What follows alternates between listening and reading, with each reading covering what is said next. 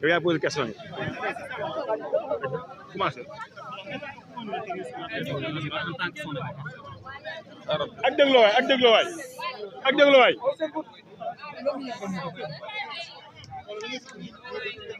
mais c'est journaliste ak dégloo bokk aja met aja c'est bon benn déclaration rek laay def quoi. Alors je remercie tout le monde. ak dégloo ah. Alors, je viens de sortir des locaux de la division de la cybersécurité pour apporter assistance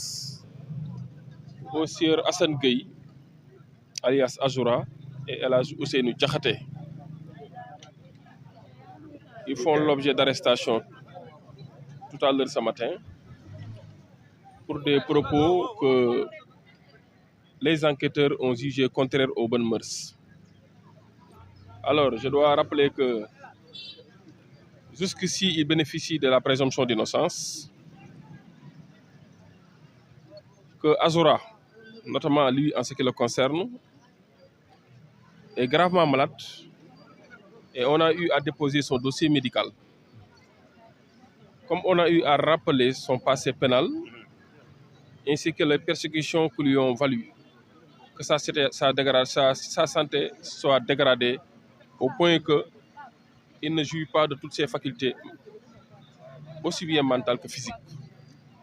Alors, je dois rappeler que sa détention carcérale a détérioré sa santé au point que même il souffre présentement de problèmes d'articulation, de problèmes de foie et de problèmes de poumon. Pour vous dire que c'est un cri de cœur que je lance pour attirer l'attention des autorités judiciaires sur le cas Azoura, Assane Gueye alias Azoura. Alors, de la même manière,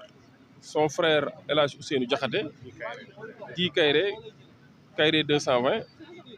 qui aussi a fait l'objet d'une arrestation, d'une interpellation tout à l'heure, au moment où Azoura était venu répondre à sa convocation. quel est le motif de son arrestation?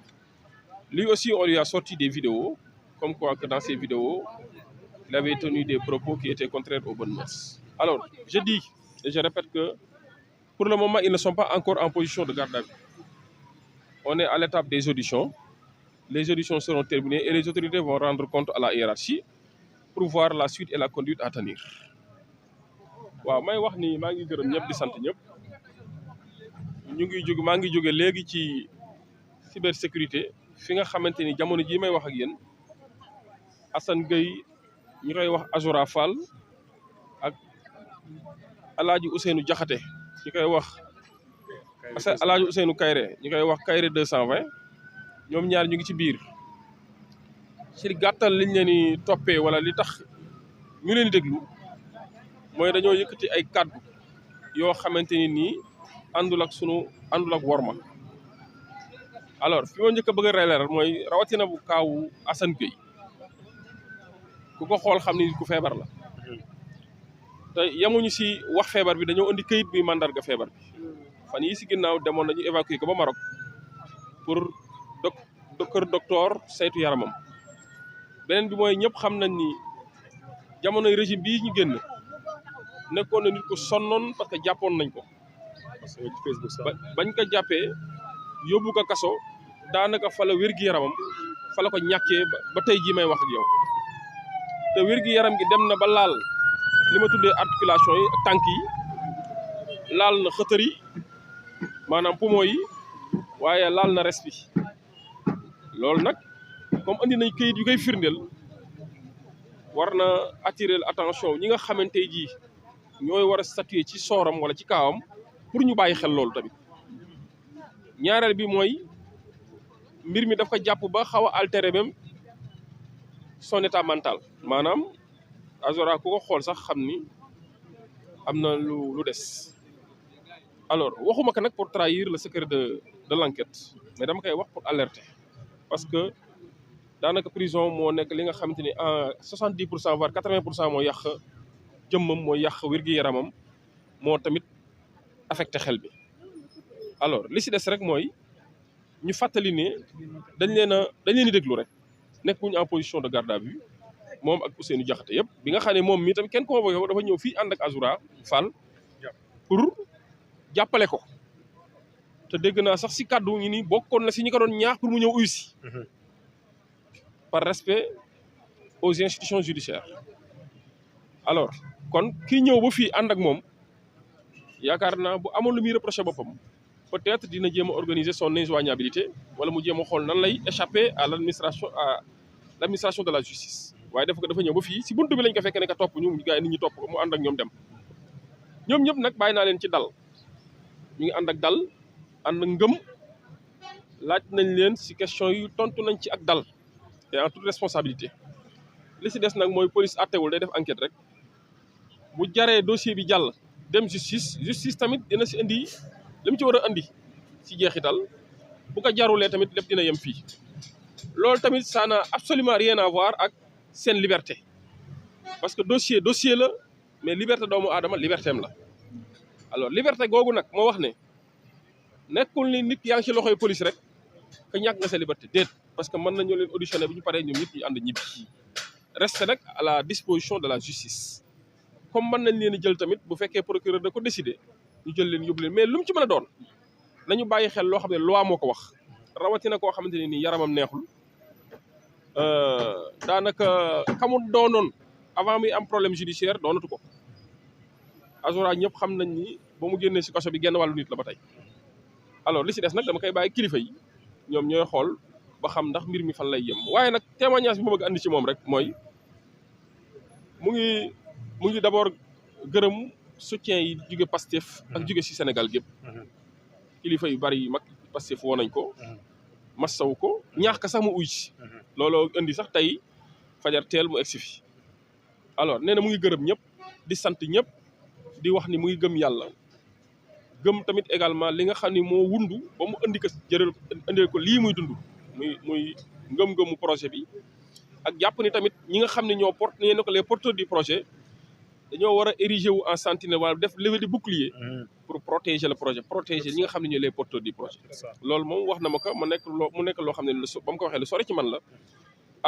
moo wax ni tamit ci ki ma xam mooy musta dellu ginnaaw pour jëmmal réew mi nit ku nekk nag ak façon bi nga koy jëmmalee nit ku nekk ak façon bi ngay taxawee ñii mën nañ ko gisee nii ñii gisee ko neneen waaye lu am solo ba am solo rek mooy ba démocratie soxlaa taxaw na ba joxe liberté soxlaa taxaw na ba dignité Sénégal bañ ko bëgg a taylee tamit taxaw na loolu moo am solo ku si nekk nag ak ni nga koy défendre am na ñoo xam dañ koy défendre par seen xam-xam ñenn ñi défendre ko par seen alal ñii dem défendre ko taxaw ci mbedd mi am na sax bu demee ba état du Sénégal ñu attaqué ko am na ñoo xam ne dañuy gën ay armes défendre ko te loolu yëpp loi moo léegi nag ku si nekk nag ak façon bi ngay défendre la démocratie waaye mosula wéetal Sénégal ci bu Sénégal soxlaa waaw may fàttali nag wér-gi-yaramam di fàttali njabootam di fàttali am na ay wayjur loo ko mën a waxal ay wayjuram ñu ngi dund te yaayam bi nga xamante ni dafa compter ci moom lu mu sonn yaay jee tax compter na ci moom bu baax a baax a baax a baax a baax pour mën a dund comme ni doom di dund di jàppale ay wayjuram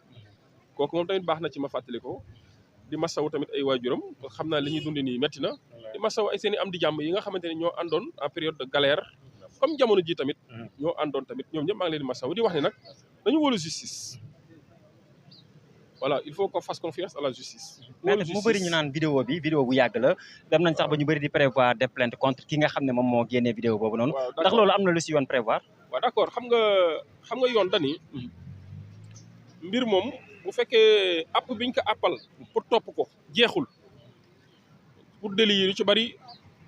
3 ans la maanaam nit ki bu defee bu ñu jàppee dafa def loo xam ne yoon da koy tere procureur am na 2 at pour topp ko bu fekkee contravention yi des fois yenn yi 1 an la mais bu dee crime yi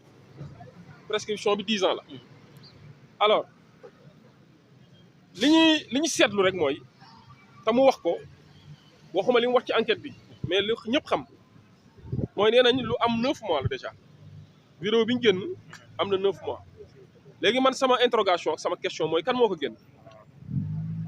am na tur bu ma jox nee na ku tudd Moussa Diop la xaw ma ban Moussa bu Diop la nag. maître Moussa Diop waaw moom moo ni ma xaw ma kan la xaw ma ndax maître Moussa Diop la xaw ma parce que man personnellement gisuma mais nee nañ ko tudd Moussa Diop moo ko def comme yoon day tere nga tenir propos yi yoon day tere tamit ki distribuer propos yi kon kooku tamit war nañ ko woo engagé ay responsabilités ci mbir mi bu fekkee moo ko distribuer parce que tenir une parole est une chose mais distribuer cette parole à l'endroit du public pour atteindre des cibles beaucoup plus élargies en est une autre alors kon distribution bi tamit de propos contraires aux bonnes mœurs yaakaar naa kooku tamit war na ñëw ñu woo ko laaj kat dans yan condition la amee loolu ak lan moo tax mu génn ko ñetteel ba mooy nit ki boo ko toppee ne dafa saaga loolu toppee ko diffamation kaka topp tamit dafa war a ñëw ñu déglu ko ki porté plainte dafa war a ñëw ñu déglu ko wala bu ñu jàppee ni dafa am nit koo xam dafa jàpp ni moom la ñu visé dafa war a ñu déglu ko xaw ma Samba la xaw ma Demba la waaye dama ni Sénégalais fii bu fu gis ñu saaga ko ci vidéo wala mu ñu tenir ay propos ay maanaam ay kaddu yoo xam dafa jàpp ni moom dafa porter atteinte à son image ou à son honneur ou à son honorabilité kooku day ñëw doxantu ba fii ñu tuddee cybersécurité ñoo porter plainte kon keneen warta am privilège yu toog foo xam ne c'est des milliers de kilomètres du Sénégal ñu taxaw ñu koy defal enquête di ko defal PV te mu war a ñëw parce que ñun nag dafa am koo xam ne moo ñu jàngal ne tous les Sénégalais sont de simples citoyens kon simple citoyen nag moo war a tax boo gisee ni da nga am ku la wax lu waxul nga ñëw porter plainte ñu déglu la voilà foofu rek laa mën a yem ci wax ci di leen gërëm di leen sant encore une fois di ñaanal Azoura El Hadj Ousseynou kon prévoir ngeen porter plainte ku def loolu incha allah yàlla teggi leen nattu bi nga xam ne moom la ñu def prévoir ngeen plainte ku def vidéo ki génnee vidéo boobu waaw dama ni ñooñu ñu ngi je pense que c'est une question de bon sens de logique et de bon sens on n'a pas besoin de plainte pour ça parce que am na yoo xam le procureur de la République peut s'autosaisir léegi comme mbir mi am na nag dañ koy bàyyi ak cëgalu guyam moom mu xool lu muy def ak mbir mi waaye rek damay fàttali ne nga wax mbir la mais ñu jël say wax tasaare ko tamit beneen mbir la maa ngi leen di gërëm mi ngi noonu mu nekkoon